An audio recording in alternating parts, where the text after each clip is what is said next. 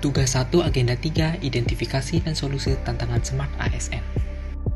Isu-isu yang diidentifikasi yaitu sosialisasi dan pembinaan terkait isu, permasalahan, aturan dan hukum SOP yang rutin dan berkala belum memadai terkait dengan isu tata kelola dan layanan publik internal. Auditi banyak yang membutuhkan sosialisasi untuk menunjang kerja karena masih kurang memahami aturan. Dampaknya adalah ketidaksesuaian pelaksanaan kerja dan regulasi, efisiensi kerja menurun, potensi temuan berulang, dan menurunnya citra Itjen. Keterkaitannya adalah ASN harus patuh dan adaptif terhadap regulasi agar profesionalitas terjamin dan bersih dari KKN, dan juga membutuhkan literasi atau pemahaman regulasi yang kuat. Isu kedua, fitur dalam EPTLHP perlu penyempurnaan fitur. Isu tata kelola dan literasi digital. Terdapat auditi yang menyarankan untuk melengkapi fitur pendukung seperti notifikasi, reminder, dan revisi agar memudahkan dalam monitoring tindak lanjut.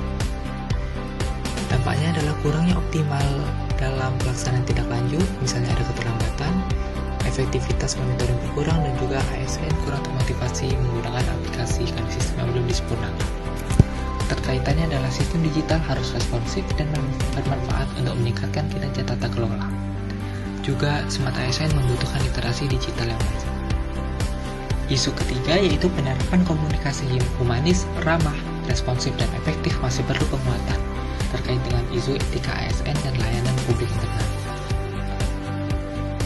Auditi banyak yang menyatakan bahwa komunikasi humanis dan ramah sudah terjamin dalam pelaksanaan, tetapi di sisi lain dibutuhkan peningkatan terutama dalam komunikasi efektif agar dapat membangun kolaborasi yang baik. Dampaknya adalah potensi resistensi atau defensif dari Satker saat pelaksanaan audit, kolaborasi auditor dan audit yang melemah karena salah paham, dan juga menurunnya kepercayaan auditi karena lebih merasa diawasi atau dihukum daripada dibina. Keterkaitannya adalah Smart ASN harus mengedepankan etika juga empati dalam berkomunikasi, baik secara langsung ataupun melalui media digital atau digital ethics. Kemudian pemilihan isu menggunakan teknik USG atau urgency, seriousness, dan growth. Dari ketiga isu diperoleh prioritas pertama yaitu isu terkait sosialisasi atau pembinaan terkait isu, aturan, dan SOP yang belum memadai. Dengan total skor 11 dan prioritas menengah, isu ini paling berdampak pada kepatuhan regulasi, mencegah temuan berulang, serta langsung berhubungan dengan prinsip tata kelola.